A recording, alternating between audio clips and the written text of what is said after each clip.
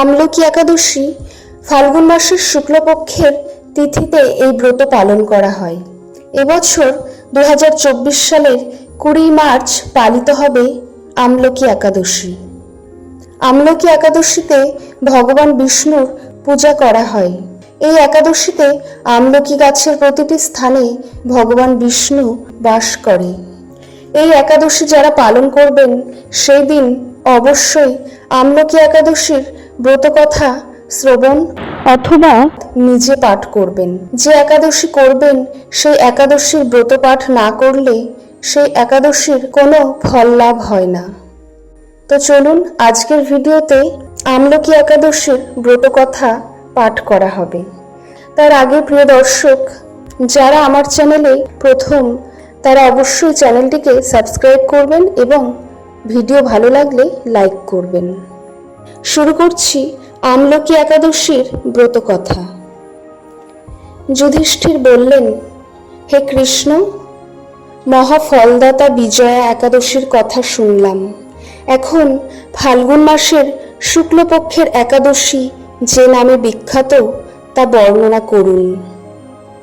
শ্রীকৃষ্ণ বললেন, হে মহাভাগ যুধিষ্ঠির, মান্ধাতার প্রশ্নের উত্তরে মহাত্মা বশিষ্ঠ এই একাদশীর মহিমা কীর্তন করেছিলেন।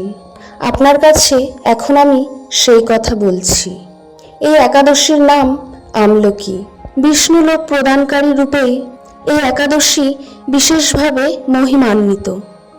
একাদশীর দিন আমলকি বৃক্ষের তলে রাত্রি জাগরণ করলে সহস্র গাভীদানের ফল লাভ হয়। হে পাণ্ডুনন্দন, পূর্বে ব্রহ্মার রাত্রিতে দৈনন্দিন প্রলয় উপস্থিত হলে স্থাবর জঙ্গম সহ দেবতা, অসুর ও রাক্ষস সবকিছুর বিনাশ হয়। তখন ভগবান সেই কারণ সমুদ্রে অবস্থান করেন। তার মুখপদ্ম থেকে চন্দ্রবর্ণের এক বিন্দু জল ভূমিতে পড়ে। সেই জলবিন্দু থেকে একটি বিশাল আমলকি বৃক্ষ উৎপন্ন হয়। এই বৃক্ষের স্মরণ মাত্র গোদানের ফল, দর্শনে তাহার দ্বিগুণ এবং ফল ভক্ষণে 3 গুণ ফল লাভ হয়। এই বৃক্ষে ব্রহ্মা, বিষ্ণু আর মহেশ্বর সর্বদা অবস্থান করে। এর প্রতিটি শাখা প্রশাখা ও পাতায় ঋষি, দেবতা ও প্রজাপতিগণ বাস করেন। এই আমলকি বৃক্ষকে সমস্ত বৃক্ষের আদি বলা হয় এবং তা পরম বৈষ্ণব রূপে বিখ্যাত। অতএব এই শ্রেষ্ঠ ব্রত সকলেরই পালন করা উচিত। এই ব্রতের একটি অদ্ভুত ইতিহাস আপনার কাছে বর্ণনা করছি। প্রাচীনকালে বৈদিশ নামে এক প্রসিদ্ধ নগর ছিল।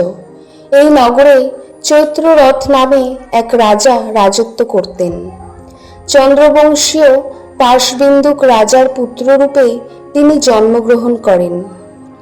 তিনি অত্যন্ত শক্তিমান ও ঐশ্বর্যশালী ছিলেন। শাস্ত্র জ্ঞানেও তিনি ছিলেন সুনিপুণ।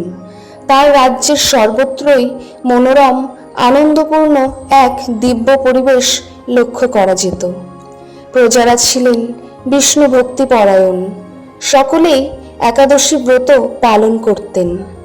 তার রাজ্যে কোনো অভাব অমঙ্গল ছিল না। এইভাবে প্রজাদের নিয়ে রাজা চৈত্ররথ সুখে দিন যাপন করতেন। একসময় ফাল্গুনী শুক্লপক্ষের দ্বাদশীযুক্ত আমলকি একাদশী তিথি সমাগত হওয়ায় ওই রাজ্যের সকলেই এই ব্রত পালনের সংকল্প করেন। ওই দিন প্রাতঃ স্নানের পর প্রজাদের নিয়ে রাজা ভগবান শ্রী বিষ্ণুর মন্দিরে যান।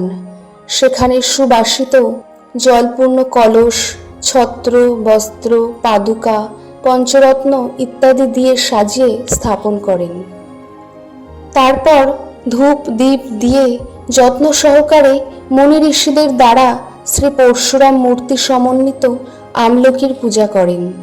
হে পরশুরাম, হে রেণুকার সুখবর্ধক, হে ধাত্রী, হে পাপ বিনাশিনী আমলকি, তোমাকে প্রণাম। আমার অর্ঘ্যজল গ্রহণ করো।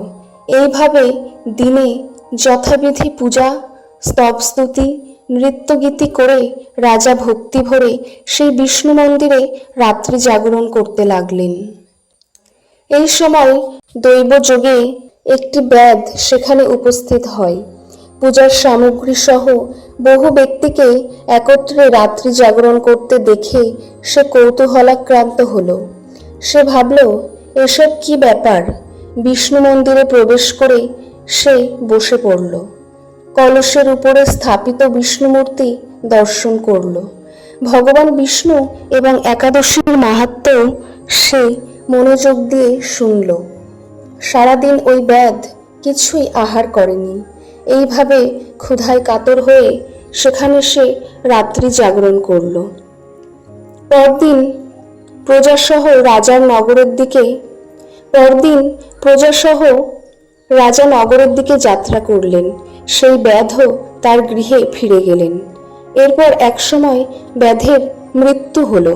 একাদশীতে রাত্রি জাগরণ ব্রত প্রভাবে সেই ব্যাধ পরবর্তী জন্মে এক রাজ্যের অধীশ্বর রূপে নিযুক্ত হলেন। জয়ন্তী নামে এক নগরী ছিল। সেখানে বিদুরথ নামে এক রাজা বাস করতেন। ওই ব্যাধ বিদুরথ রাজার মহাবলী পুত্র রূপে জন্মগ্রহণ করেন। তার নাম হয় বসুরথ।